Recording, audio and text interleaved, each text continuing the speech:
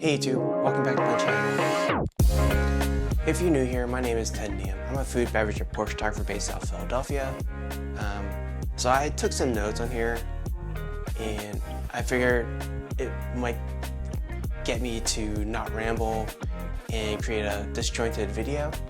So I've had the R6v for about a month now, and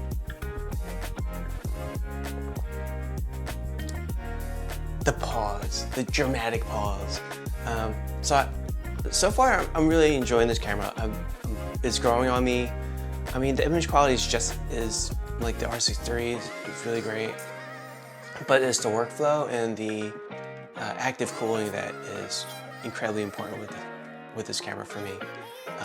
Because the R6 III and the R5 II have definitely started overheating when I shoot video in kitchens. And you know, that's not good. But it has mappable buttons, or at least much more mappable buttons. So I can toggle on and off the false color.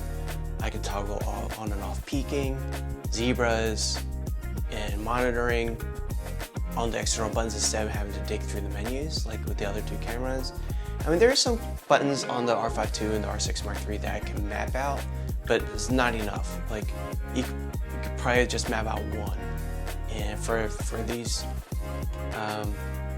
or maybe two, for those two cameras, I map out just peaking and false color, because I do use a Thypoc Semi-C, and it's manual focus, so I need to be able to, you know, toggle on peaking because in video it doesn't automatically start peaking because it doesn't recognize the lens that's on it is not an autofocus lens. So yeah, the workflow on this camera is on an R6v, I'm sorry, excuse me, is way better for video, obviously, because it's much more of a video-centric camera. But for photography, I can use it for like natural light stills, but other than that, no, because it does not accept my pro photo lights and that sort. So this camera is going to be strictly for video. So yeah, that's why I pretty much got it. And after a month of using it, not day in, day out, because I'm very much a hybrid shooter. So some days I'm just doing mostly photos with some video clips, and some days I'm going to go out just to do video.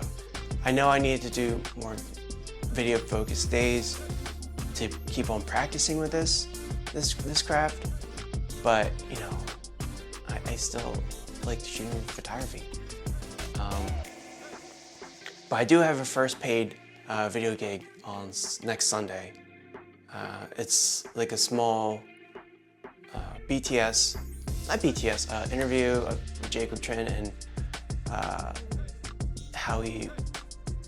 his concept of now from Vietnamese now, when serving with pairing and stuff with sake. So that should be fun and kind of nerve-wracking because it's my first paid video work job. It's like my first paid photo job. Like whenever I got my first payment, that's just kind of nerve-wracking. It still is nerve-wracking for me, to be honest with you. But today, at least in terms of photography, I'm much more confident in my work and what I can do.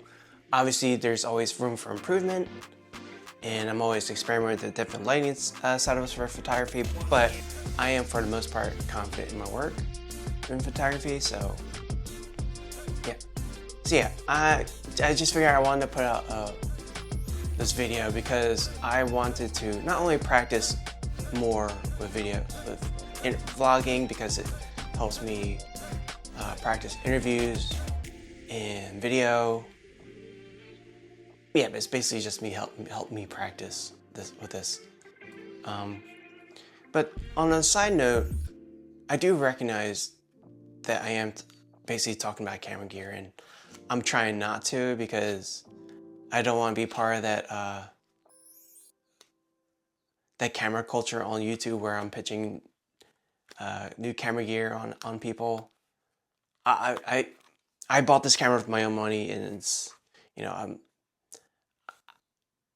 I don't have the luxury of trying out different brands and that sort. And this video is just me telling you about what my personal decisions and my necessities of why I got this camera. Your decision making is different and your needs are different. And I've been watching videos on about the FX5. FX5 is a great, amazing camera. It's gonna do sick. Why people are griping on it or keep on going with the brand camera wars is kind of silly to me. Everything's expensive, and honestly, for people who are in the market for it, they're better off be able to see all these reviews and thoughts on this camera. Even though most of it is very much over the top marketing and that sort for Sony for the camera, there's still value in those videos. I'd wait for actual reviews on the camera before you shell out that kind of cash. But if you're in the market for the FX5, you've been waiting to upgrade for it, it's going to be an amazing camera. Be happy with it. But what I wanted to talk about is the consumerism culture on YouTube, because YouTube is basically one big video marketing machine for brands and that sort. And all that are popular camera YouTubers, they are pushing a lot of camera, photography, whether it's photography or videography gear on us. And they're doing it, I understand why they'd have to do it, because not only do they get paid sometimes, but they get the clicks to get paid, because it is their job for the most part to do so. And they have their own bills.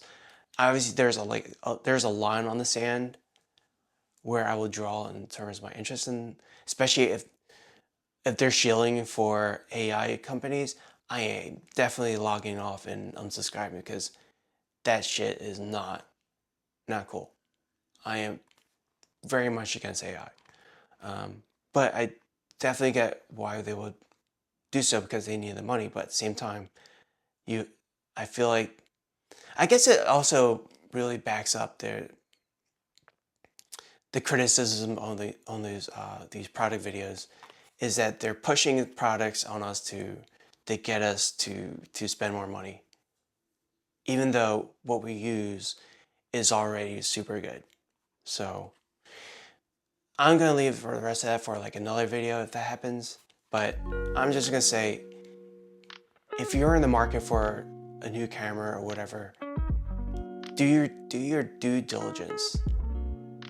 Do it so this way you're not wasting your money and you know where you're going to get yourself into. I've fallen into that pit of buying stuff that I regret and try to sell back, and I lost like pretty much half the value of the product. So just do your due diligence and see how it fits in your workflow and your needs and your business. So yeah, this is my thoughts on the R6v. I'm probably going to add some B-roll onto it to, so you can get a glimpse of the camera. But I'm just going to probably put on some clips of footage that I've shot with this camera to show what I've been doing with this camera. Again, I'm still a beginner videographer. I'm still early on this journey, and I'm just hoping to create really great work with this camera, enough to make a solid video business with it. And eventually, if this industry is still around, fucking AI, and I get better, I get more significant pay with this, I would definitely upgrade to get a C400 or something. But that's very far into the future, and right now I am going to focus on what I have right now, and just keep on working and plugging away to get work and get better at this craft.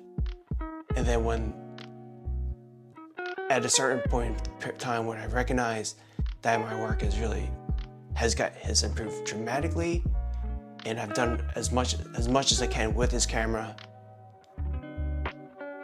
then I'll evaluate my needs at that time.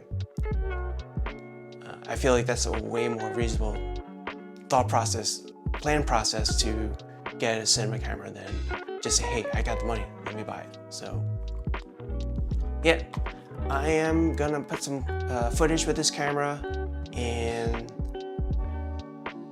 I'll see you in a bit.